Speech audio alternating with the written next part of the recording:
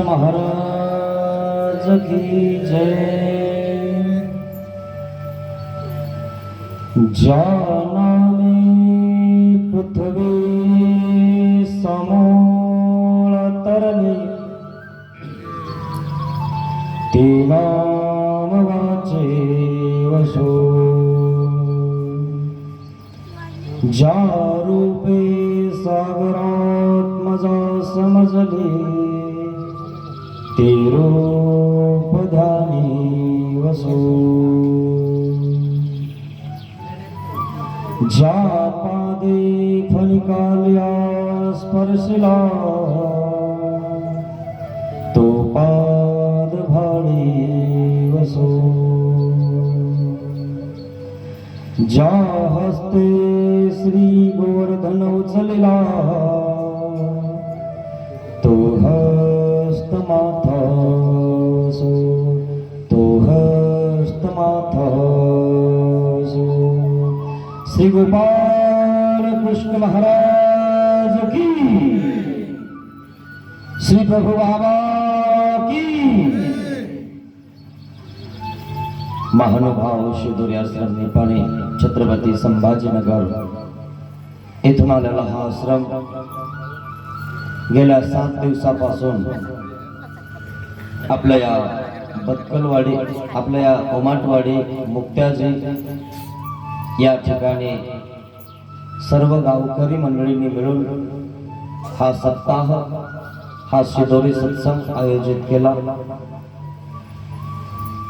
आणि या शिदोरी सत्संगामध्ये सर्वांनी खूप चांगला असा प्रतिसाद सर्वज्ञ श्री चक्रधर स्वामींच्या कथा ऐकण्यासाठी, चिंतन करण्यासाठी दिला।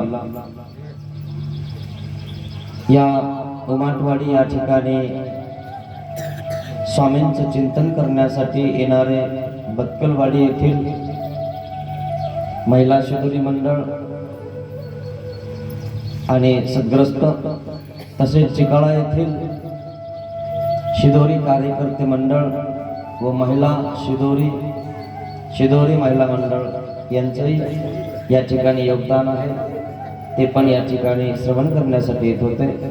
आणि आपण वैत्रत्र सगळेच या ठिकाणी येत होते। आज आपल्या कार्यक्रमाला उपस्थित असलेले परमपूजनीय परमहंस श्री कृष्णराज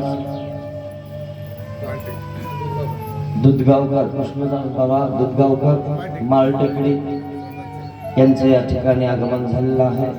त्यांनाही दंडवत करतो। तसेच आपल्या प्रतिष्ठित असणारे माजी ग्रामसेवक यांचंही या ठिकाणी आगमन आहे।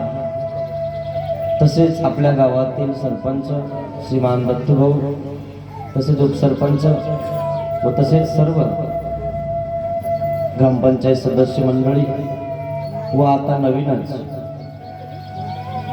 आपण शिदोरी कार्यकर्ते मंडळ या ठिकाणी केलेला आहे।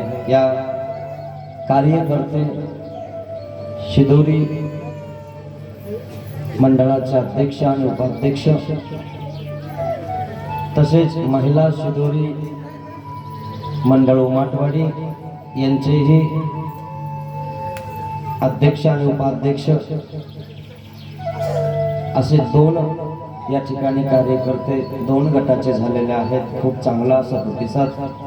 आणि त्यांनी 25 लोकांनी दरवर्षी आम्ही देवासाठी 5,000 रुपये खर्च करणार सप्त्यामध्ये, असा त्यांनी विडा पण देवाला ठेवलेला आहे।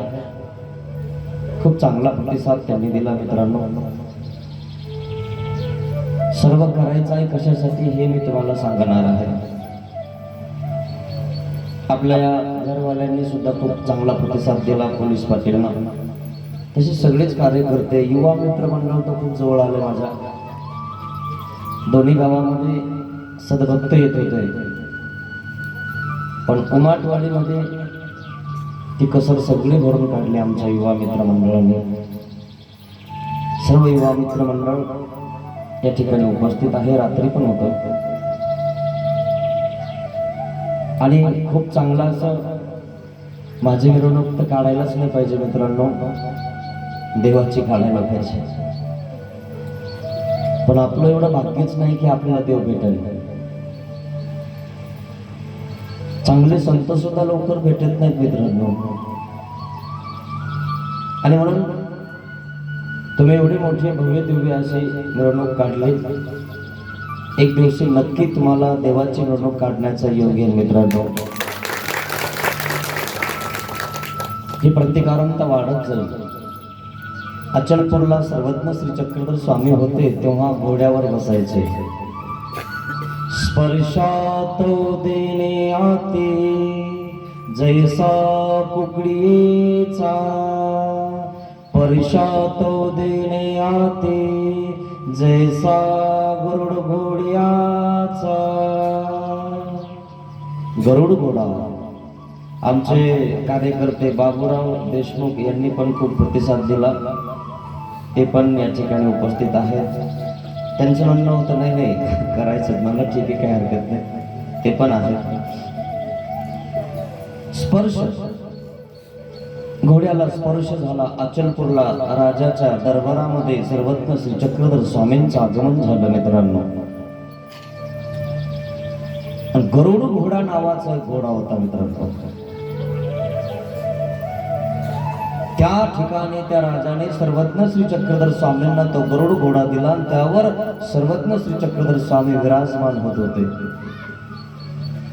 तो घोडा इतका सुंदर आणि चांगला होता की गरुड घोड्यावर विराजमान झाल्यानंतर सर्वज्ञ श्री चक्रधर स्वामींच्या स्पर्शामुळं त्याला स्थिती होत होती, आनंद येत होता मित्रांनो. त्याला घोड्याला धरायची गरज नव्हती. बस अंबिनाथला सर्वज्ञ श्री चक्रधर स्वामी त्या घोड्यावर बसून रोज जात होते. विजन करायचे, मग थोडा वेळ बसायचे, मग पुन्हा जायचे. परंतु देवाला दंडवत करायला जर कोणी आलं तर त्या ठिकाणी तो घोडा उभा राहत होता. त्याला उभा करावं लागत नव्हतं. अशा प्रकारे त्यांच्या दंडवत वगैरे दर्शन होऊन जात होतं आणि मग तो घोडा आपोआप चालत होता. घोड्याला लगाम असतो मित्रांनो आणि तो लगाम आपल्या हातात असतो. हे इथल्या घोड्याला लगाम लावावा लागतो मित्रांनो. पण देव ज्या घोड्यावर बसले त्या घोड्याला लगाम लावायची गरज नाही, कारण देवच त्याचा लगाम असतो मित्रांनो. आणि म्हणून मित्रांनो हे तुम्ही केलं सगळं खूप चांगलं केलं. एक दिवशी देवाचा योग येईल असं मी म्हटलं. मी त्या पात्रतेचा नाहीये मित्रांनो. सर्व साधू संत आपल्या परिसरामध्ये माझ्यापेक्षा मोठाले आहेत, मी त्यांना क्षमा मागतो. पण तुमच्यावरील मनोभावना पूर्ण करण्यासाठी मी हे केलेलं आहे. आणि ही प्रतिकारांता एक दिवशी देवाजवळ जाईल मित्रांनो. असं स्पर्शामुळे परमेश्वर प्रेम देतात. तुम्हालाही जर एखाद्याने स्पर्श केला की प्रेम निर्माण होतं मित्रांनो, आवडी निर्माण होते. म्हणून तुमच्या लिंगावचीच कथा आहे मित्रांनो, खूप सुंदर अशी कथा आहे. तुम्ही दर महिन्याला त्या ठिकाणी वारीला जात असता, खेट्या करत असता. काही लोक देवाला महिन्याला जायलाच पाहिजे आणि म्हणून त्या ठिकाणी लिंगावच्या स्थानाला जात असतात. स्पर्श महत्वाचा आहे मित्रांनो, प्रेमाचा स्पर्श. द्वेष, मत्सर, राग, काम, क्रोध यांनी माणूस दूर चाललाय मित्रांनो. जरासा स्पर्श करा, प्रेमाने जवळ बसा, आपल्या एकमेकाच्या जवळ या मित्रांनो. काही खरं नाही मित्रांनो. एक दिवशी निघून जायचं बरं, काही सोबत येणार नाही. जेव्हा माणूस आखडून जातो ना तेव्हा माणसाला कळतं की बाबा सांगत होता ते खरंय, देव सांगत होता ते खरंय मित्रांनो. पण आपल्याला भरमसाठ असल्यामुळे आपल्याला अभिमान येतो ना, अभिमान एक दिवशी आपल्याला खड्ड्यात नेऊन टाकून देतो मित्रांनो. कारण आपल्या घोड्याचा लगाम आपल्या जवळ नसतो. अभिमान हा वेगळाच घोडा आहे मित्रांनो. काम, क्रोध, मद, मत्सर याचा त्याग, याची नावे संन्यासोकी बाई. प्रेम करा मित्रांनो एकमेकावर, एकजुटीनं राहा मित्रांनो. जर आपण एकजुटीनं राहिला असतो ना तर पानिपतचं युद्ध आपण हरलो नसतो मित्रांनो. इतिहास बी थोडाफार वाचत जा. या ठिकाणी आपले आता ग्रामसेवक आलेले आहेत, यांना सगळं माहिती आहे. एक ग्राम जर सांभाळायचा असेल, ग्रामाचा जर सेवक व्हायचा असेल, तर गावामध्ये त्या ठिकाणी त्या ग्रामाला कशा प्रकारे सुधारायचं, कशा प्रकारे त्याला हे करायचं, ते ग्रामसेवक सांगत असतात. म्हणून ग्राम सभा असते की नाही, की बाबा असा असा आहे, आणि मग ते सरपंचाला घेऊन त्या ठिकाणी ग्रामसभेतून सांगत असतो की आपल्याला सरकारने इतका निधी दिलाय, कुठं उपयोग करायचा,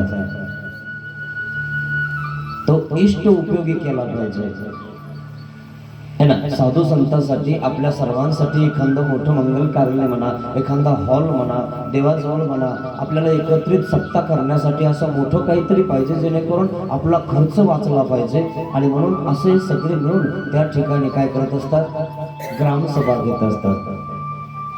आणि ते तुम्ही केलेलं आहे. श्री प्रभू महाराजांच्या मंदिराच्या समोर तुम्ही मोठा असा हॉल बांधलेला आहे, त्या ठिकाणी मोठं मंदिरही तुम्ही केलेलं आहे. आणि म्हणून जवळ आले तो स्पर्श होतो मित्रांनो. दर्शने स्पर्शने संभाषणे माते अपवित्र ते पवित्र करायचे. माणूस अपवित्र असतो, त्याला पवित्र कसं करायचं, पवित्र करण्यासाठी तुम्हाला माहितीये का, आपली गरिबी होती ना तेव्हा आपण काय केलं, पवित्र करण्यासाठी. जर समजा आपल्या फिक्या गाडीमध्ये माशी पडली तर आपण काय करत होतो माहिती आहे ना तुम्हाला, त्या फिक्या डाळीतली माशी आपण बाजूला काढत होतो आणि एक थेंब पाणी टाकत होतो, झाली पवित्र, घ्या खेळायला. तसं एक थेंब पाण्याचा नसून हा एक थेंब ज्ञानाचा तुमच्या अंतःकरणात तुम्ही साठवून ठेवा मित्रांनो, नक्की पवित्र होता तुम्ही. तुमच्यामध्ये हा जो बदल झालाय ना मित्रांनो, काही ना काहीतरी चार गोष्टी विचार त्या ठिकाणी तुम्हाला पटलेले आहेत, आणि म्हणून त्या ठिकाणी तुम्हाला तो उजाळा आलेला आहे, तो स्पर्श झालेला आहे ज्ञानाचा. तांब्याच्या तांब्याला घासायचा असेल तर त्या ठिकाणी पितांबरी लागत असते. ज्या देवाजवळ तांब्याचा तांब्या आहे, ताट आहे, त्या ठिकाणी तो घासावा लागतो पितांबरीनं.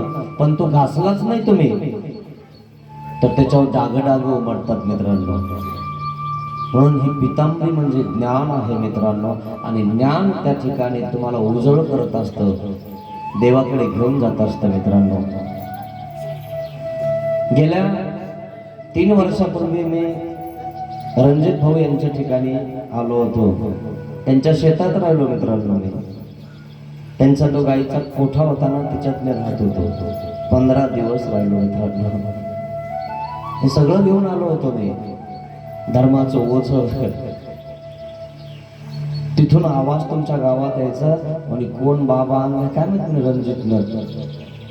रणजितला काय काम आहे पण आवाज येत होता. मग काही भाविक भक्त येत होते.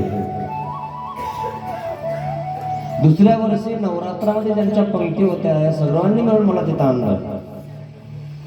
चक्रपाणी या ठिकाणी तिथं राहिलो होतो. 2 वर्ष झाले. आणि मग बदकलवाडीला 2 वर्ष, चिकाळ्यालाही 2 वर्ष झाले. पण तुमच्या गावात 2 वर्ष असून औंधाचं 3रं वर्ष मित्रांनो.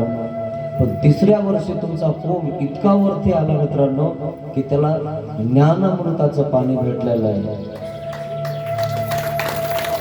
खूप सुंदर, सर्वांपेक्षा चांगलं आणि व्यवस्थित तुम्ही त्या कोमाला पाणी घातलं मित्रांनो. खूप चांगल्या प्रकारे तुम्ही प्रतिसाद दिला या सत्संगाला, त्याबद्दल मी सर्वांचे धन्यवाद करतो. महिला मंडळी तर खरंच सगळे आल्या, बसायला जागा नव्हती मित्रांनो. पहिल्या दिवशी आलो तरी त्यांनी एवढं माझं स्वागत केलं मित्रांनो, मी भारावून गेलो मित्रांनो. हे प्रेम आहे तुमच्यावर माझ्यावर. शेवटच्या दिवशी तर तुम्ही मला घोड्यावर बसवून दिलं. हे प्रेम आहे तुमच्यावर मित्रांनो. अशा प्रकारे कोणाला या या बोलतो मी उशीर केला काय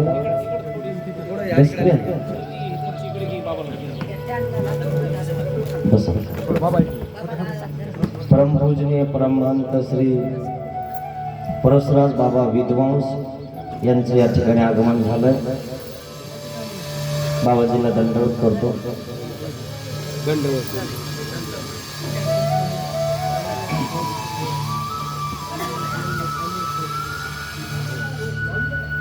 स्पर्श, प्रेमाचा स्पर्श महत्वाचा आहे. लोक म्हणे बाबा माझ्या डोक्यावर हात ठेवा, या माझ्या पोराच्या डोक्यावर हात ठेवा. का म्हणता लोक काय माहिती? त्यांना वाटतं की एखाद्या थोर पुरुषाचा, चांगल्या पुरुषाचा, अधिकरणाचा हात, आपल्या गुरुचा हात आपल्या डोक्यावर पाहिजे. मित्रांनो, आमच्यासारख्याचा हात ठेवून काही होणार नाही, पण एक दिवशी आमच्यासारख्याचा ठेवल्यामुळं एक दिवशी नक्की तुमच्या डोक्यावर देव हात ठेवते. मित्रांनो, हा स्पर्श देव तुम्हाला करते. अशा प्रकारे स्पर्श म्हणजे लिंगावची कथा. तुमच्या नांदेड जिल्ह्यामध्ये इतके सुंदर सुंदर स्थान आहेत मित्रांनो, खूपच सुंदर आहेत. तुम्हाला देवाने सुद्धा स्पर्श केलेला आहे मित्रांनो, साधू संतांनी सुद्धा स्पर्श केलेला आहे. आणि म्हणून तुम्ही पवित्र व्हायला वेळ लागत नाही, पवित्र झालात तुम्ही. सर्वज्ञ श्री चक्रधर स्वामी नांदेड या भागामध्ये असताना लिंगाव या ठिकाणी जातात. लिंगावला जातात आणि मग काय होतंय, त्या ठिकाणी काही गायी चारण्यासाठी पोरं शेतामध्ये एकत्र येतात. एकत्र आलेले पोरं त्या ठिकाणी चिरगोडीचा खेळ खेळत असतात. म्हणजे एकाच्या पाठीवर बसायचं आणि मग एकावर राज असतो, ज्याच्यावर राज तो असा बसत असतो, असा वाकत असतो आणि दुसरा येऊन त्याच्या पाठीवर बसत असतो. मग जेवढे जण आहेत 5-7 जण ते त्या ठिकाणी त्याच्या अंगावर येऊन बसतात. का बरं? तुझ्यावर राज आला ना, मग आता तुझ्यावर बसणारच आम्ही, मग तू वाकला तरी आम्हाला काय करायचं, वज आमचं उचल. 5-7 जण असतात ना आपल्या घरी, सगळ्यांचं वज उचलावं लागतं की नाही मालकाला. वाकला तरी आम्हाला काय, आणा किराणा संपला आणा, तेल संपला आणा, काही संपलं तर त्यांना आपण सांगतो आणा. वाकून जातो माणूस, है ना. गायी चारणारे पोरं एकमेकांमध्ये त्या ठिकाणी खेळ खेळत आहेत आणि त्या ठिकाणी राज आला एक जणावर आणि त्या ठिकाणी एकमेकाच्या मागे पळत आहेत. आणि मग एक जण त्या ज्याच्यावर राज आलाय तो वाकून राहतो आणि जो शिवायला असतो तो त्याच्या मागे पळतो आणि दुसरे 2 जण येऊन या घोड्यावर बसतात ज्याच्यावर राज आलाय. आणि मग ते म्हणते, भाऊ ये लवकर, माझ्यावर बसले 2 जण, मी वाकायला लागलो, तू लवकर इकडे. पण तो दुसरा हुशार असतो, याला तिकडे घेऊन जातो, कारण टिवलं नाही पाहिजे ना या दोघांना, या एकाला टिवलं की पुन्हा याच्यावर आज येईल. म्हणून श्रीकृष्ण भगवंताला ना अर्जुन देवाला कुठे घेऊन गेले होते, बाजूला घेऊन गेले आणि अभिमन्यूला चक्रव्यूहामध्ये फसवलं. असे काही लोक चक्रव्यूहामध्ये फसवायचा प्रयत्न करतात मित्रांनो, पण फसून तेच जातात. दुसऱ्याला फसवायचा विचार करायचा नाही, स्वतः माणूस फसतो. दुसऱ्याला त्या फसातून जो काढतो ना मित्रांनो, मोक्ष मार्गाचा रस्ता जो सांगतो ना मित्रांनो, तो कधीच फसणार नाही, कारण तो मोक्षाचा रस्ता सांगत असतो. अभिमन्यूला एवढं ज्ञान होतं. काय ज्ञान होतं? अभिमन्यू त्या ठिकाणी आईच्या पोटात असताना त्या ठिकाणी अर्जुन देव त्या ठिकाणी सांगत होते की चक्रव्यूह काय आहे. मग ते चक्रव्यूह सांगत असताना काय झालं, ती ठिकाणी ऐकत होती. आता तुम्ही ऐकता पण काही लोक झोपता, काय भानगड काय माहिती, काही लोकांना पोथी ऐकताना झोप येते, असा प्रकार. आणि मग अभिमन्यू पोटामध्ये होता आणि पोटामध्ये असताना त्या ठिकाणी कथा सांगायला लागलेले चक्रव्यूहची, की चक्रव्यूह म्हणजे काय आहे, चक्रव्यूह मध्ये कसं घुसतात, मग घुसल्यानंतर कसं बाहेर निघायचं हे सांगायला सुरुवात केली. तर सांगायला सुरुवात केली, तिला झोप लागून गेली. अभिमन्यू पोटात होता, पण पोटात असणारा अभिमन्यू ते ऐकत होता की चक्रव्यूह मध्ये कसं घुसायचं आणि घुसल्यानंतर कसं निघायचं हे सांगायच्या टायमाला मात्र तिला झोप लागली. तिच्यावाली झोप तिच्या पोरावर परिणाम केला, तिच्या पोटावर परिणाम केला. चक्रव्यूह मध्ये तो घुसू शकत होता पण निघू शकत नव्हता, कारण आई त्यावेळेस झोपली होती आणि झोपलेली असल्यामुळे तो ऐकू शकला नाही की चक्रव्यूह मध्ये बाहेर कसं निघायचं. तसे आपण चक्रामध्ये फसलेले मित्रांनो. ज्यावेळेस पोथी पुराण चालू होतं त्यावेळेस आपल्याला झोप लागून जाते, किंवा एखादी कथा चालू होते त्यावेळेस आपण त्या ठिकाणी डावलून टाकतो, कानाला ऐकत नाही, जाऊ द्या म्हणतो, है की नाही, असं करतो आणि मग नंतर आपण झोपून जातो. आयुष्यामध्ये आपण चक्रयोगामध्ये फसून जातो. त्या ठिकाणी 84 लाख योनीमध्ये फसून जातो मित्रांनो. जो चक्रयोगामध्ये त्या ठिकाणी येतो म्हणजे तुम्हाला चक्रात येणंच आहे. चक्र म्हणजे जन्मरूप चक्रामध्ये तुम्हाला येणंच आहे, पण यातनं बाहेर कसं निघायचं ते ब्रह्मविद्या सांगते मित्रांनो. आणि मग याचं कधी डावलनं करत जाऊ नका. कधी सत्संग असेल, प्रवचन असेल, काही असेल आपल्याला, तर त्या ठिकाणी ऐकायला जाता की कसं आपण आलो आणि कसं आपल्याला निघायचं हे खूप महत्वाचं आहे. आणि म्हणून त्या ठिकाणी अभिमन्यूचं काय झालेलं आहे थोडक्यात सांगतो. श्रीकृष्ण महाराज आणि अर्जुन देव त्या ठिकाणी पर्वताकडे गेलेले आहेत, त्यांना त्या ठिकाणी दुसरे घेऊन गेलेले आहेत. आणि मग दुर्योधनाने सांगितलं होतं, हा अर्जुन आवरल्याशिवाय आपल्याला हे आवरत नाही पाची पांडव. म्हणे अर्जुन आणि श्रीकृष्ण महाराजांना बाजूला घेऊन जा. आणि म्हणून दोघ जण तिकडे पाठवले आणि त्यांच्या माग माग अर्जुनाला त्या ठिकाणी पळवलं लांब नेलं, है ना, लांब नेला. आणि इकडे त्या ठिकाणी भीष्म पितामह, कृपाचार्य, द्रोणाचार्य, दुःशासन, कर्ण, दुर्योधन एकत्रित आलेला आहे. पितामह द्रोणाचार्य सेनापती होते. सेनापती आणि काय चक्रव्यूहाची रचना करा. चक्रव्यूह अचानक हो असे आवडत नाही म्हणे आपल्याला. चक्रव्यूहामध्ये फसले पाहिजे, सगळे मेले पाहिजे म्हणे. हे सगळे यांना सगळ्यांना मारायचं. 40 लाख लोक 7 लाख लोकांना मारतात. 40 लाख लोक कुठं आणि 7 लाख लोक कुठं, याचा विचार करा मित्रांनो. चक्रव्यूहामध्ये हे सगळे त्या ठिकाणी चक्रामध्ये त्या ठिकाणी घेत आहेत सगळ्यांना.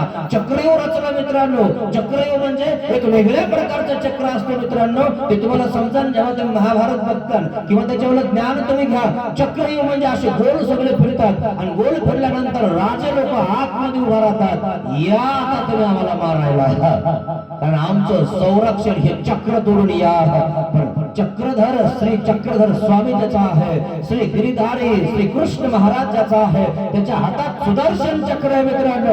हे सगळ्यांना कापून त्या आतमध्ये जाणार आहे असं हे चक्रव्यूह. पण चक्रव्यूहामध्ये घुसणारा आणि बाहेर काढणारा त्या ठिकाणी त्यांनी कूटनीती केली आणि कूटनीतीने त्याला बाहेर पाठवलं. आणि चक्रव्यूहामध्ये फक्त घुसणारा अभिमन्यू होता. आणि त्या ठिकाणी धर्मराजाला शंख वाजवून त्या ठिकाणी आवाज दिलेला, धर्मराजा युद्धाला तयार हो. म्हणे हो तयार आहे. परंतु युद्धाचा शंख फुकला. युद्धाचा शंख फुकल्यानंतर त्या ठिकाणी चक्रव्यूहाची रचना झालेली आहे आणि चक्र सगळीकडे फिरत आहे. चक्र म्हणजे माणसाचे चक्र, सैन्याचे चक्र, सेनापतीचे चक्र. आणि आतमध्ये राजे लोक आहेत, ते आतमध्ये उभा आहेत आपल्याला रथ घेऊन. आणि त्या ठिकाणी महावीर आतमध्ये उभा आहेत. आणि मग चक्रव्यूह सगळीकडनं फिरलेला आहे. एवढं मोठं कुरुक्षेत्र आहे मित्रांनो. आणि त्या कुरुक्षेत्रावर हे चक्र त्या ठिकाणी रचलेलं आहे, शंख फुगलेला आहे. धर्मराजाला त्या ठिकाणी शंखाचा आवाज आला आणि युद्धाला सुरुवात झाली. ठीक आहे, गुप्तचराने सूचना सांगितली. राजन म्हणे काय महाराज चक्रव्यूहाची रचना केली महाराज. अर्जुन देव नाहीये, श्रीकृष्ण महाराज नाहीये. चक्रव्यूह कोणाला तोडता येत नाही महाराज. त्यांच्यामध्ये आपल्याला घुसणं आणि त्यांना मारणं आता आपल्याला शक्य होणार नाही महाराज. काय तुम्ही त्या ठिकाणी हा बाण त्यांच्याकडे देऊन टाका आणि हार मानून घ्या. धर्मयुद्ध आहे, धर्मराजा धर्मयुद्ध करतोय. चौघांना बोलवून घेतलं, भीमाला बोलवून घेतलं, नकुल सहदेवाला बोलवून घेतलं. आणि धर्मराजा त्या ठिकाणी आहे आणि अर्जुन बाजूला गेलेला आहे, श्रीकृष्ण महाराज बाजूला गेलेला आहे, मार्गदर्शन करणारा बाजूला गेलेला आहे. मार्गदर्शन वाला नसला की माणूस चक्रात फसून जातो मित्रांनो. मार्गदर्शन महत्वाचं आहे मित्रांनो.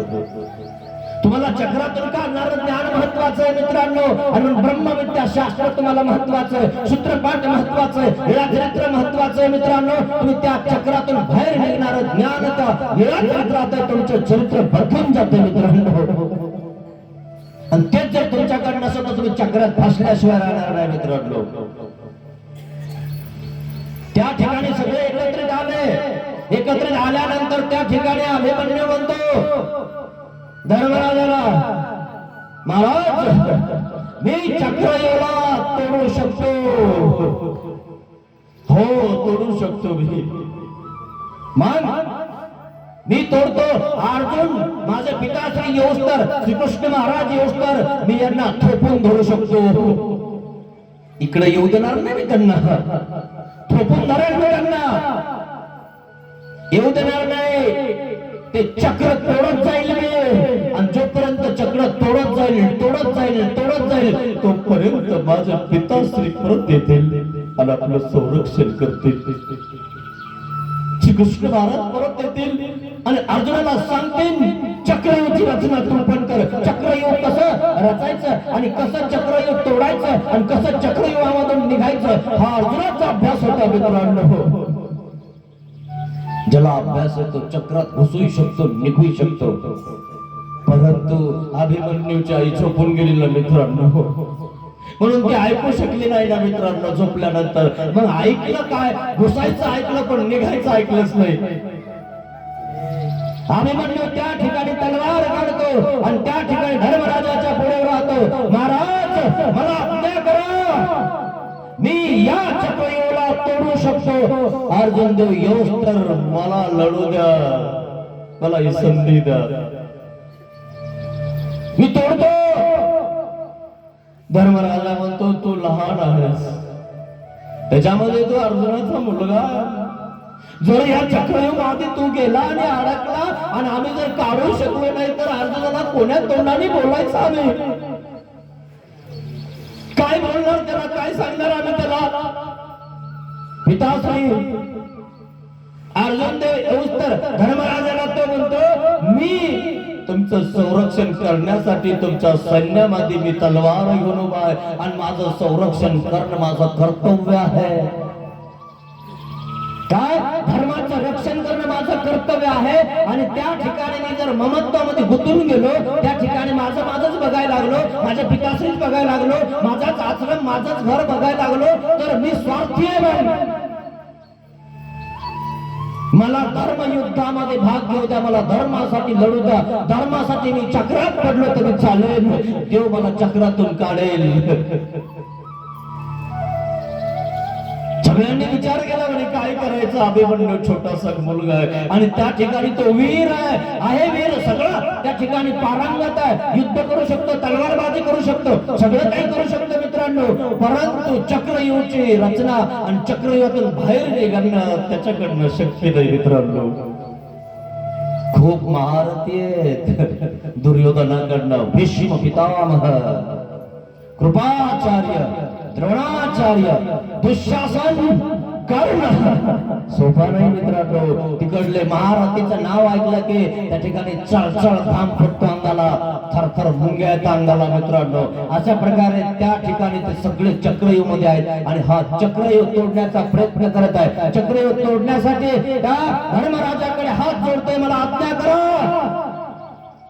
भीम, नकुल, सहदेव आणि धर्मराजा एकत्रित आले आणि सगळे सेनापती वगैरे सगळे जवळ आले. म्हणजे करायचं काय, आमच्याकडनं चक्रव्यूहामध्ये घुसणंही शक्य नाही, तोडणं तर लांबच राहिलं. फक्त एकच इलाज म्हणजे आता फक्त लहानसा पोरगा अभिमन्यू आपला आणि तो चक्रामध्ये घुसू शकतो, म्हणजे चक्र तोडू शकतो. पण चक्रामध्ये जर अडकला ना बाहेर निघू शकणार तो. आणि तो म्हणतो माझ्या पिताश्री येऊस तर, माझे श्रीकृष्ण महाराज येऊस तर मला त्या ठिकाणी तुम्ही परवानगी द्या, मी यांना थोपून धरतो, येऊ देत आपल्या अंगावर, त्यांना त्या ठिकाणी अडवतो. धर्माचं युद्ध करण्यासाठी अभिमन्यूला परवानगी दिली, आज्ञा दिली. जा अभिमन्यू. त्या ठिकाणी टिळा सारला, अभिमन्यूला तलवार काढली आणि चक्रव्यूहामध्ये उतरला. चक्रव्यूहामध्ये किती लोक असतात मित्रांनो, एक गेला की एक असतो, एक गेला की एक असतो, आणि अशा कित्येक रांगा असतात, आणि त्या रांगेमध्ये जाऊन त्या राजाला मारावं लागतं. राजा आतमध्ये उभा असतो, आणि आतमध्ये गेला आपला अभिमन्यू की त्या ठिकाणी तो पॅक होऊन जातो. पॅक झाल्यावर बाहेर कसं निघायचं, बाहेर निघायचं ज्ञान पाहिजे, कारण अभिमन्यूला आतमध्ये घुसायचं ज्ञान होतं. आणि सार त्या ठिकाणी कापले काही सैनिक, कापत गेला कापत गेला कापत गेला कापत गेला कापत गेला कापत गेला, बस पोहोचायचं त्या ठिकाणी की पकडला अभिमन्यू. दुर्योधन म्हणतोय कसा गटला, इतकंच पण लय चरचर करतो म्हणे, लय चरचर बोलतो म्हणे, सरसर तलवार चालतो म्हणे. आता हे महारथी आतमध्ये आहे, द्रोणाचार्य, कृपाचार्य, भीष्म पितामह, दुर्योधन, दुःशासन, कर्ण, सगळेजण उभाय. आलास ये बाळा, तुझीच कमी होती. अरे तुमच्यासारखा डरपोक नाहीये मी, तुम्ही महारथी आहात, आणि चक्रव्यूहाची अर्जुन नसताना तुम्ही रचना केली, तुम्हाला कळत नाही का? जो माणूस ज्या लेवलचा आहे त्या लेवलच्या माणसासोबत कुस्ती खेळली पाहिजे. वजनावर कुस्ती असते माहितीये तुम्हाला? कंसवत पाहिलं तुम्ही, ऐकलं तुम्ही कधी?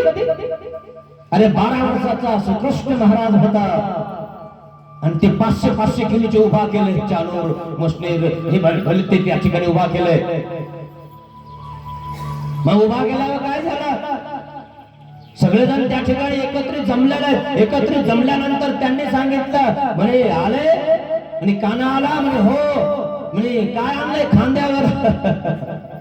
हे खांद्यावर जे आणलंय ना म्हणे, ही कधी न भेटणारी वस्तू आणली म्हणे. काय? एक पागल हत्ती येता येता भेटला म्हणे आम्हाला रस्त्याने मथुरेमध्ये. पागल होता म्हणे ते म्हणे मथुरेत यायच्या आधी त्याला मारून टाका. धर्मयुद्ध करणारा कोणी टच सुद्धा करू शकत नाही मित्रांनो. 12 वर्षाचं वय आहे श्रीकृष्ण महाराजांचं, आणि भल्ला मोठा तिप्पाड हत्ती त्याला त्या ठिकाणी भांग पाजून पागलासारखा पळत होता.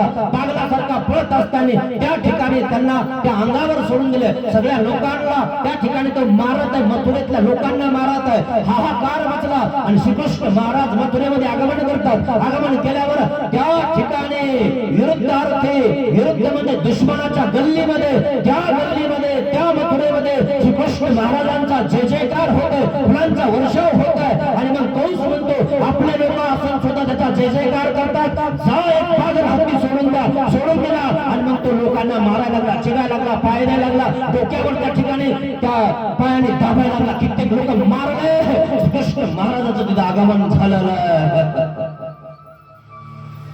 आगमन झालं, आणि त्या ठिकाणी बघितलं हा हत्ती मारतो, आमच्या भाविक भक्तांना मारतो. कृष्ण महाराज बलराम राजा म्हणले थांबा तुम्ही, मी बघतो याला. नाही थांब, मी आयला. मोठ्या मोठ्या भावाचं काम असतं फक्त मागे उभा राहायचं. मी कशाला लहान भाऊ, उगाच काय, मला नाही आवडलं का मग तू ये, मी बघतो त्याला. हत्ती पागल कुठला, भांग पेणारा पागल हत्ती लोकांना मारत होता. लोक श्रीकृष्ण महाराजांची जय जयकार करत होते, पण कंसाने हा पागल हत्ती सोडून दिला होता. असे काही लोक असतात पागल, तुम्हाला सांगतो. मग त्या ठिकाणी श्रीकृष्ण महाराजांनी त्या ठिकाणी सोनेला पकडलं.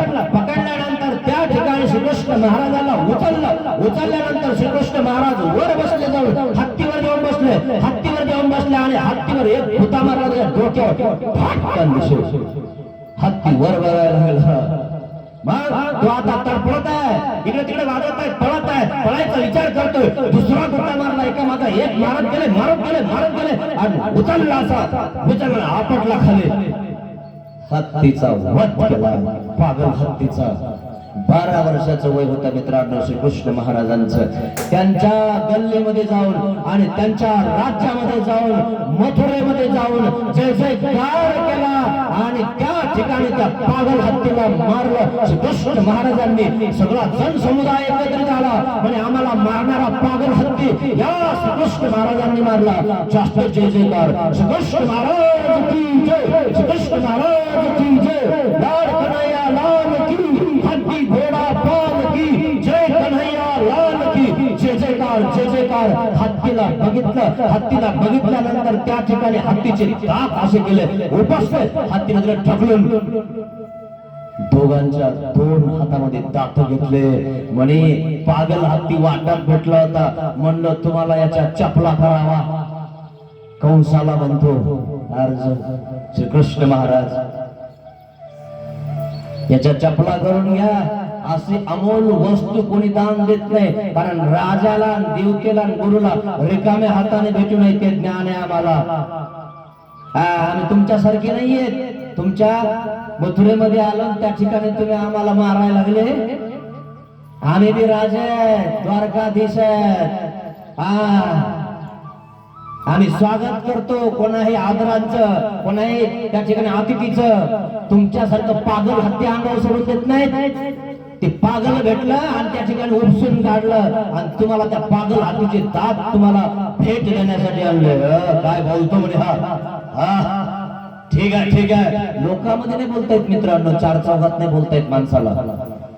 जे सत्य ते सत्य असतं. सत्यार्थ प्रकटे जे सत्य ते सत्य असतं मित्रांनो. सत्यम शिवम सुंदरम, सत्याचा विजय होतो मित्रांनो.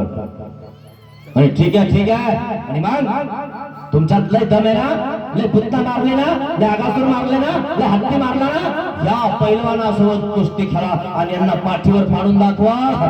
मग समजेल खरंच तुम्ही आहात का असे पक्के. पण मग कंसा तुम्हाला मामा ना, हो मग तुम्हाला युद्धाचे नियम माहिती नाहीत का? म्हणजे तुम्ही राजे आहेत ना, राजे. आणि राजा असल्यास तुम्हाला युद्धाचे नियम माहिती पाहिजे. असं कुंकड नाही केलं पाहिजे काही बी. लहान पोरासोबत 500 किलोचा त्या ठिकाणी योद्धा आपण लढवला नाही पाहिजे. हे तुम्हाला कळत नाही, तुम्हाला ज्ञान नाही. तुम्ही या सिंहासनावर बसले तर न्याय करता का अन्याय करता? एका 12 वर्षाच्या मुलावर तुम्ही अन्याय करताय. आणि काय अन्याय आहे? मी 12 वर्षाचा आणि माझा 48 किलो वजन आहे आणि हा 500 किलोचा. याची माझी बराबरी होईल का? घाबरला का म्हणे? अरे घाबरत नाही, सांगून देतोय दुसरे राजे. न्याय आहे का अन्याय आहे बघून घ्या. सगळे जण म्हणायला लागले अन्याय अन्याय. 500 किलो सोबत 48 किलोचा माणूस कुस्ती खेळू शकत नाही. दम असेल तर समोरासमोर येऊन आपल्या वजनाच्या माणसाने त्या ठिकाणी कुस्ती खेळली पाहिजे. हा नियम आहे. तुम्ही कुस्त्या ठेवता की नाही? आहे का नियम माहित तुम्हाला? आहे ना माहिती? तुमच्या इथं कुस्त्या होतात ना यात्रेमध्ये? कसं असतं? एखादा बारीक असतो पण तो काय म्हणतो ठीक आहे असू द्या, मोठा असला तरी कुस्ती खेळण्याची ताकद माझ्यात आहे. आणि मग त्या ठिकाणी श्रीकृष्ण महाराज म्हणतात अरे ठीक आहे, तुझ्या या 500 किलो वाल्यासोबत आम्ही खेळायला तयार आहे. आज सुरुवात झाला युद्ध. उपटले आपटले 2-4 गुद्दे मारले, वर उपटले आपटले तो मुंडीवर खाट. दोघं मेले. दोघांनी 2 उचलले, पुन्हा 2 धावले, पुन्हा उचलले, पायावर आदळले, पाय मोडले, नंतर पुन्हा उचलले, पुन्हा उचलून मुंडीवर आदळले, खाट खानदेशी वाजलं. खल्लास श्रीकृष्ण महाराज की जय. कंसाच्या दरबारामध्ये त्या ठिकाणी युद्ध करायला दोघंच 12-12 वर्षाचे पोरं. पाहिले का कसे पाहिलं ना कंस? आणि मग आक्रमण. ठीक आहे, मग सगळे राजे श्रीकृष्ण महाराजांकडे झाले. आक्रमण झालं. श्रीकृष्ण महाराजांनी कंसाला पकडलं. इकडं हे बघ अजून वेळ गेली नाही, शरणे आहे, माफी माग, तुला सोडून देतो. मी कंस तुला वाटतं का मी साधा सुद्धा चाल? मामा येतो कंस मामा बोट मोडितो. असे बोटे मोडणाऱ्याला तुम्हाला सांगतो माहिती का, बोटही राहत नाही आणि तोंडही राहत नाही. अरे बा अजून वेळ गेली नाही, तुला मोक्ष देऊन टाकतो. शरणे माफी माग. उचलला आपटला सिंहासनावर. आपटल्या बराबर खाली गडगडत आणला. राजन राजन थांबा म्हणे, आमचं मल्ल युद्ध चालू आहे. तुझ्या दमे म्हणे ये, तुझ्या वजनापेक्षा माझं वजन खूप कमी, उचल मला उचल. कंसाला उचलच ना श्रीकृष्ण महाराज. अजून वेळ गेला नाही. श्यामा माग उचलला उचलला धुणा आदळता की नाही आदळला. हा चितळा मग होतो का, येतो का शरण? बिलकुल नाही. मरतील लोक पण शरण येणार नाही मित्रांनो. मरतील पण माफी मागणार नाही, क्षमा मागणार नाही, प्रायश्चित करणार नाही. उचलला वर टाकला, मुंडीवर आदळला. डॉक्टर दिसे माव गोद्दा मारला, खाच रक्ताची चिळकांडी उडाली. कंस मेला. कृष्ण महाराज की जय, श्री द्वारकाधीश की जय. राजा झाला श्रीकृष्ण महाराज. कुठला? मथुरेचा. मथुरेचं राज्य आता श्रीकृष्ण महाराजांचं झालं. कारण राजा मारल्यावर, राजा ज्या राजाने मारला त्याचं युद्ध जिंकल्यानंतर त्या ठिकाणी तो काय होतो? राजा होतो. श्रीकृष्ण महाराजांचा जय जयकार होत होता. पण श्रीकृष्ण महाराज म्हणले मी राजा होऊ शकतो, झालोय असतो आणि आहेही राजा, आणि तुम्ही मला मथुरेचाही राजा करत आहात, पण मी राजा होणार नाही. मग ज्याने राजाला बंदी खाण्यात टाकलं, उग्रसेन राजाला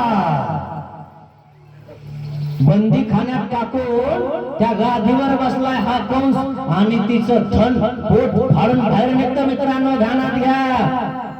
बापाला त्या ठिकाणी कारागृहात टाकणारा हा कंस टिकला का जास्त दिवस?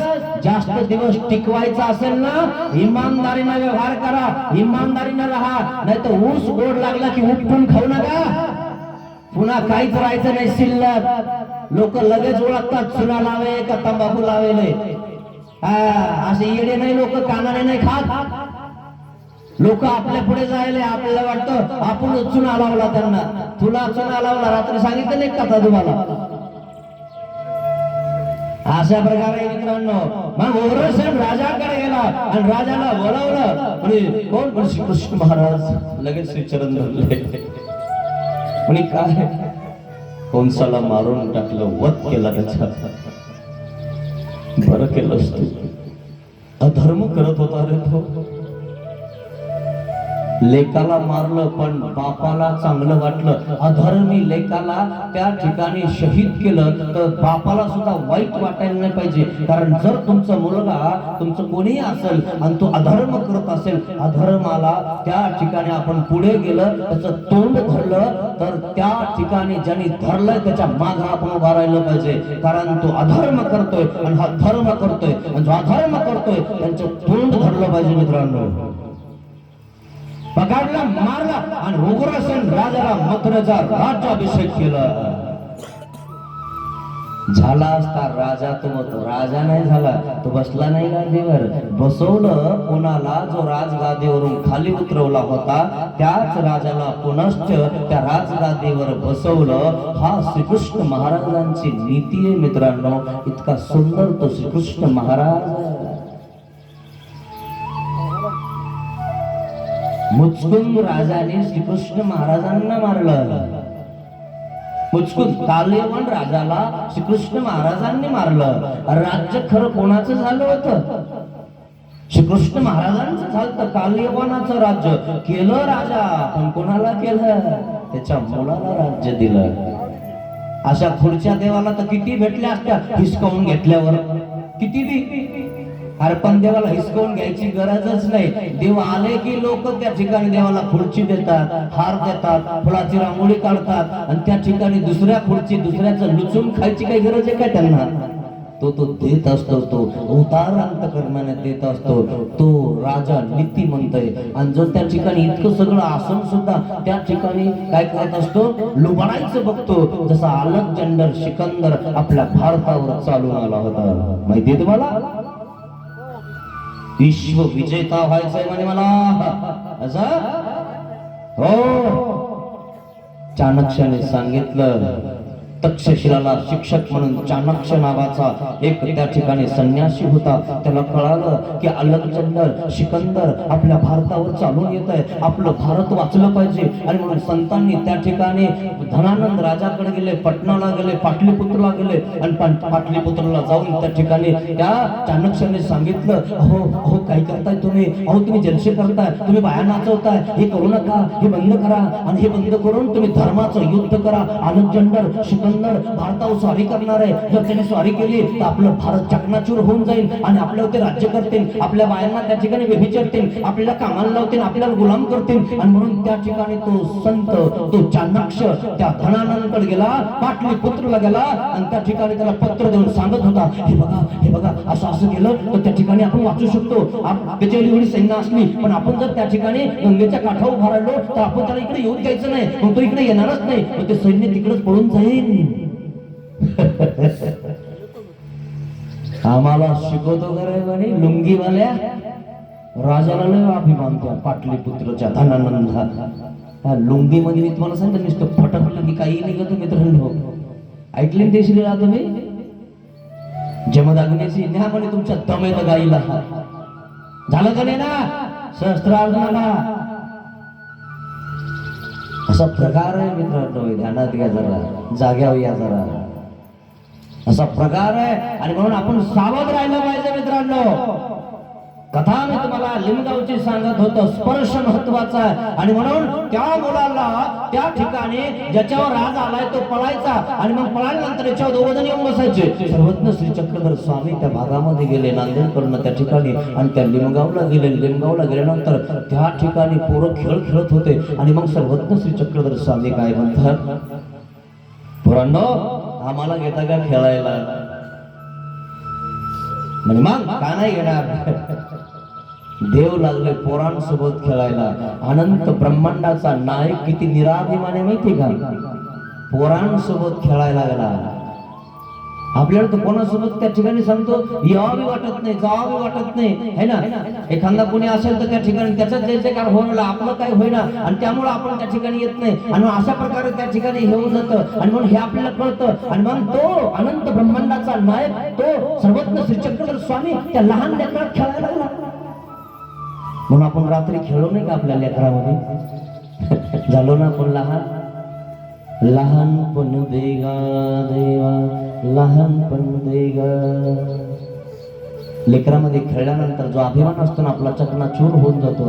कारण लेकरं भांडणं करतात आणि लगेच दूध आणतात, लगेच कट्टी तुई कट्टी. आणि मग थोडस बाहेर आले, पाणी घेणे हापसायला कोण नसलं मग ते म्हणजे हापस ना, ते म्हणजे तुम्ही दूध नाही ना कट्टी. मी तुला बोलणार नाही, तू बोलायला म्हणून मला पण नाही आपली कट्टी म्हणे, मी नाही हापसणार. मग जाऊ दे म्हणे, आपण दूध धरून टाकू हापस. अरे ते लहान लेकरं बरे त्या ठिकाणी कट्टी लगेच धरतात आणि लगेच दूध धरतात. आणि तुम्ही एवढाले मोठाले झाले, 4-4 लेकरं झाले तरी फुगेलच बघून घेईन कठाळ्या कसा फुंदतो है ना. कठाळ्या माहिती ना मला, असं तो गाडी बैल आली की असं करतो, असं करतो. लोकांचं खाऊन खाऊन पोषले ना आणि त्याच्या अंगावर दगड हाणला तरी त्या ठिकाणी ते हे होऊन जातं, त्याला लागत नाही. असे पोषलेच पण हाणतो काही लोकांचं खाऊन खाऊन. आणि ते कठाळ्याचे बोकराचे. आणि मग आपल्या घरचे म्हणतात जाऊ दे भाऊ, त्या बोकराचे कुठं नादी लागत होते कठाळे. उगाच एखाद्या गाडीवर पडायचं, अंगावर पडायचं होय म्हणून आपण घाबरतो. जाऊ द्या बुवा, कुठं नादी लागता अशा कठाळ्यांच्या. हेच कळत नाही मित्रांनो आपल्याला. मग त्या ठिकाणी वजन त्या ठिकाणी हे केलेलं आहे. आणि मग देव त्या लहान लेकरामध्ये खेळायला लागलेला आहे. लहान लेकरामध्ये खेळत असताना त्या ठिकाणी देवावर राज आलेला आहे आणि देवाचा सांगाती त्या ठिकाणी वाटलेला आहे. आणि वाटल्यानंतर त्या ठिकाणी सांगाती बसलेला आहे. दुसरे येऊन बसले, देव पळाले. मग ट्यून आणायचं आहे, पण ट्यून आणत असताना त्या तेवढं इकडे कोणीतरी बसलेला आहे. मग बसलेला असल्यानंतर देव पळाले आणि पळाल्यानंतर त्या ठिकाणी सगळे पुढे बाजूला पळाले आणि देव जाऊन बसले त्याच्या अंगावर. आनंद संचरला ज्याच्यावर राज आलेला आहे त्याच्या अंगावर देव बसले घोड्यासारखं. स्पर्शात देणे आते जैसा गरुड घोड्यासी, असे बसल्यानंतर त्या मुलाला असं वाटायला लागलं, आनंद यायला लागला, सुख यायला लागलं. आणि अशा सुखामध्ये तो काय म्हणतो, महाराज उठू नका, बसूनच राहा, बसूनच राहा. माझ्या, अरे तुला वजन होईल ना म्हणे. महाराज तुम्ही बसल्यामुळे वजन होत नाही, मला आनंद होतो, सुख होतं. उतरूच देणं तो देवाला. देवाचं वजन उचललं, देवाचं जर वजन व्हायलं ना मित्रांनो, सुख येतं, आपल्या कर्माचा नाश होतो. पण हे इतकं वजन घेऊन फिरत आहे. नाही तर लोक एका प्रवचनाचे 5,000 घेतात. किती घेतात की नाही?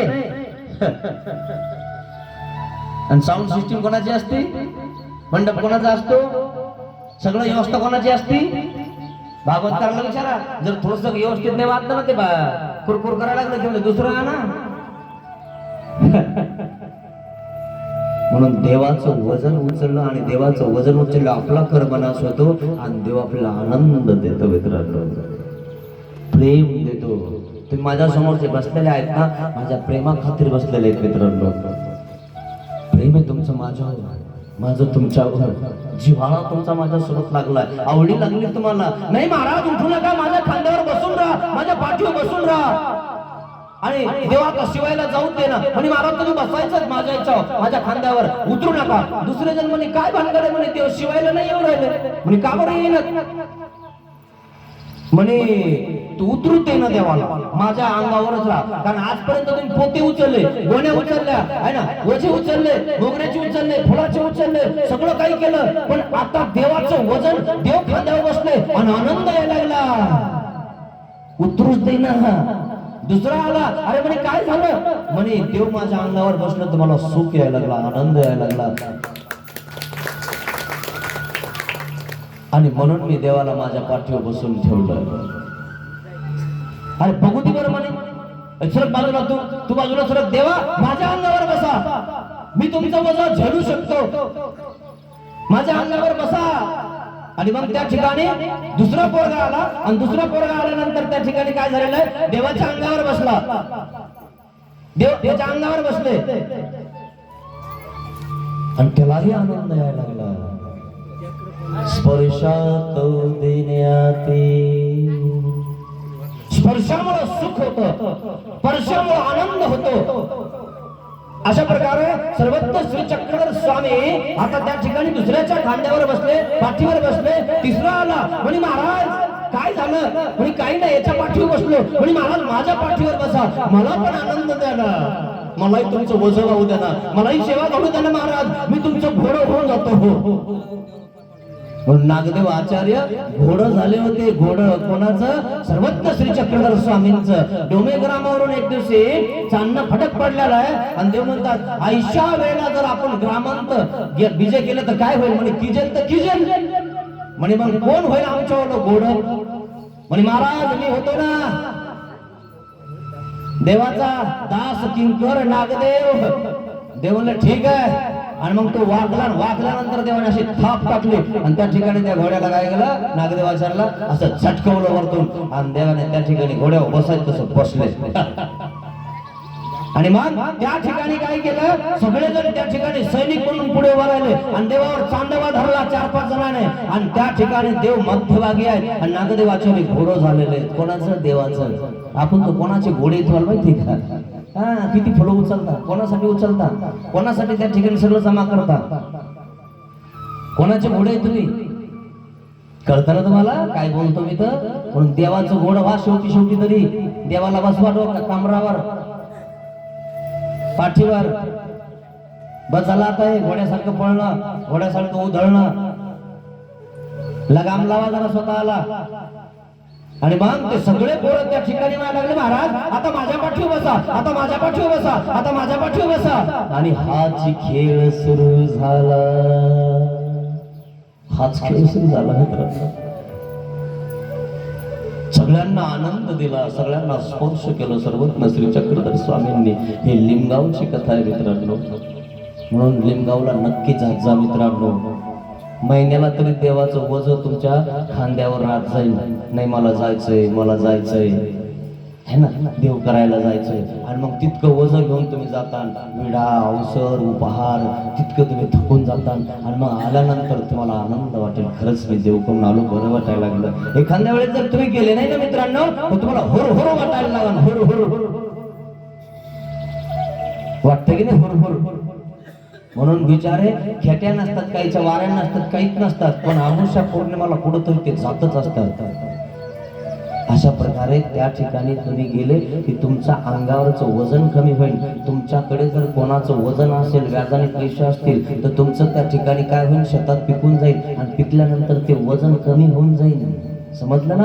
देवाचं वजन व्हायल्यानंतर तुमचं वजन कमी होतं, कारण देवाचं वजन पोरं व्हायला लागले, महाराज माझ्या खांद्यावर बसा, माझ्या खांद्यावर बसा, आणि देव बसायला लागले. हाच खेळ सुरू झाला, हा खेळ मोडून गेला. खेळ मांडिला रे वाळवंटी प्रभू.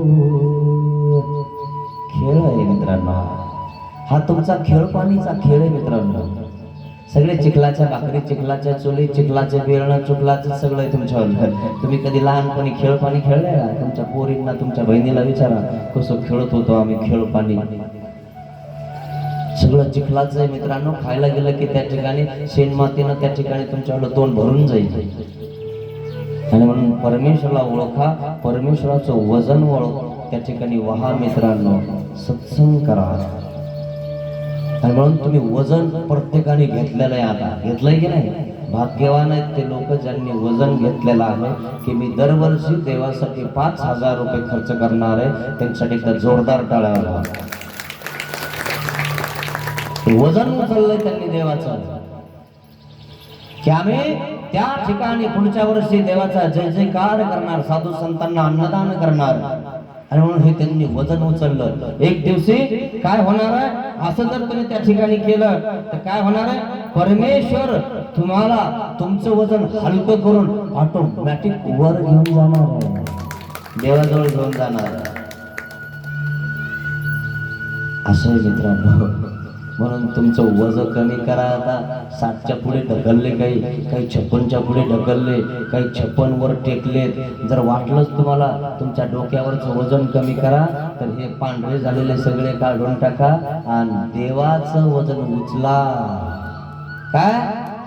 देवाचं वजन उचला, बस करा. आता सगळे पांढरे झाले, भात आला की संपायचं, आता काही राहिलेलं नाहीये. आणि म्हणून आता आपलं काही राहिलं नाही मित्रांनो. जर समजा तुम्हाला वजन उचलायचं असेल, नसेल तुम्हाला इकडे भात खायचा, नसेल इकडे पांढरं व्हायचं, तर घरी तरी पांढरं व्हा, घरी तरी त्या ठिकाणी करा, देव धर्म चिंतन करा, स्मरण करा. आणि म्हणून आमच्या लोकांनी काही काय केलेलं आहे की बाबा आम्ही घरी तरी देव धर्म करू, साधू संतांना घरी बोलवू आणि घरी बोलवून त्या ठिकाणी त्यांच्या अन्नदान रूप सेवा करू, दक्षिणा देऊ, सगळं आम्ही करू. आणि म्हणून ह्या लोकांनी वजन उचललंय. बाबा नाही झालं तर कम से कम एवढं तरी करत जाऊ. देवासाठी 5,000 रुपये तुम्ही जे उचललेत ना मित्रांनो, अरे हात लावलं की 500 घेत होते. आणि ती तर हात लावतो का ते असं तुम्हाला माहित असेल. हा हा हाय का गेलो या नशी कळत पाहिजे, नशी असते. आता आपल्याला एवढं कळत नाही, डॉक्टरलाच कळत. असं हात लावतो ते म्हणतात नाही नाही जरा फटके कमी होऊ राहिले, ICU मध्ये ठेवावं लागतं. मग म्हणजे 13,000 रुपये रोज. 13,000 रुपये रोज म्हणजे मग फुकट काय? हा त्याला हवा द्यावा लागते, म्हणजे ओटू कळतं ना, ओटू म्हणजे हवा. हा तुम्ही एवढी मोठी हवा फुकट घेऊन आले देवाची, दिलं काही एखादी तुम्ही देवाला है ना. तुम्हीच हवामध्ये पुन्हा मंदिरात जायचं हे असे बाबाला बघितले म्हणे आम्ही. हवा गाडी आहे नाही, आणि गाडीची हवा गेली तर मग पंक्चर झाली. हो थांबावं थोडं, हे मला चाक काढायचं होतं. पाहणा द्या बरं, पाहणा पाहिजे तुला. कसं पाहणा जरा आता पाहणा मागितो काय बाबाने ताईट केला तेव्हा कुठे गेलो तेव्हा आपलं काय नाही झालं म्हणे, आपल्याला सगळं ताईट आहे. हा आपल्या चाकाला काही होत नाही आणि आपल्या जाकेललाही काही होत नाही म्हणे. असं आहे का? आणि जाकेलचा नट जर ढिला झाला आणि पडला तर टायरा सगळं कुठं पुरण म्हणून मेळ लागायचं नाही. पण हवात न करायचं, हवा जाईल निघून एखादा मग कळण कशी हवा आहे म्हणे का नाही, जाते की नाही हवा. नुसती हवा गेली तर तुमचं सगळं अवघड होतं. बापरे 12 वाजले पण रोडला कोणीच नाही. अरे बाप काय ना, तुम्ही तर लय शेअर आहेत ना. कोण काय करतो फक्त गावातच का शिवावरच. त्याला बघून घेऊन येऊ द्या फक्त त्याने आपल्या एरियात कधी. त्याला का हे बँड घ्यासारखं तुमच्या ट्रॉक ट्रॉक ट्रॉक इरीतच फक्त ये ना जरा बाहेर समुद्रात ये, मग कळतं तुला केवढाले मासे मासे माशांना खातात माहिती आहे तुम्हाला. जरा इतिहास वाचत जरा. आपल्या मापाचा विचार नका करत जाऊ मित्रांनो, जग खूप मोठं आहे. इरीतून बाहेर निघले नाही, एखाद्या डॅम मध्ये जर टाकलं तुम्हाला तिथले बेडके गटकन गिळून घेते तुम्हाला. आपल्याला फक्त आपल्या गावाचं ना आपलं इतकं शिवापुरतं माहित असतं. या ना जरा बाहेर मग कळतं कुठं काय आहे चालू, मग कळतं आपण किती मोठे आणि हे किती मोठे. आपल्या मापाचा नका विचार करत जाऊ मित्रांनो, नम्रता धारण करा. हवात राहू नका मित्रांनो, हवा निघून जाते मित्रांनो. देवधर्म करा, चिंतन करा, देवाचं वजन उचला, काही सेवादास्य घ्या है ना. रात्री तुम्ही बुंदी काढली, सगळं केलं, सगळ्यांनी करू लागला, असं करू लागत जा. साधू संतांचं तुम्ही त्या ठिकाणी सगळ्यांची सेवा केली, कोणी कपडे धुतले, कोणी काही केलं, कोणी काही केलं. हे वजन तुम्ही उचला मित्रांनो, तुमच्या कर्माचा नाश होऊन जाईल मित्रांनो. गेल्या 1-1.5 महिन्यापासून मी तुमच्या परिसरात आहे मित्रांनो. चिकाळा, बदकलवाडी आणि तुमचं उमाटवाडी. या उमाटवाडी मी पहिल्यांदा उगलो, पण मी सांगितलं तुम्हाला की माझा इथं उगलो, पण येल कुठं गेला? बदकलवाडीला आणि चिकाळ्याला. पण फळं आले ना, आता फळं आल्यामुळं तुम्हाला असं वाटायला लागलं तिकडे येल गेलाय, आपणही एखादं फळ घ्यावा का नाही. आणि म्हणून तुम्ही आता तिसऱ्यांदा मला बोलवलंय. त्यांच्या पुढे एक पावलं तुम्ही सरकला आणि म्हणून तुम्हाला कैवल्य फळ नक्की होणार मित्रांनो. कारण फळ लागलंय त्या वेळेला, चढलाय आता तो वेल, फळ लागणार त्याला, फुले उरायला त्याला, कोण फुटलाय तुम्हाला त्याला. मित्रांनो त्याला सुकू देऊ नका,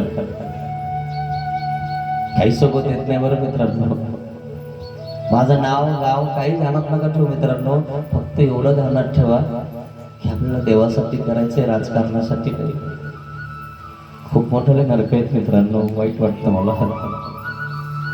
मला सुद्धा वाईट वाटतं की मी तुमच्यासाठी दोष सांगून घेतो. काय सांगता, ऐकतील का नाही असं वाटायला लागतं. नाही ऐकलं तर आपल्याला दोष लागेल. इतकं मोठं देवाचं भंडार आपण फोडतो, कथन करतो ना, ऐकणाऱ्याला सांगतोय.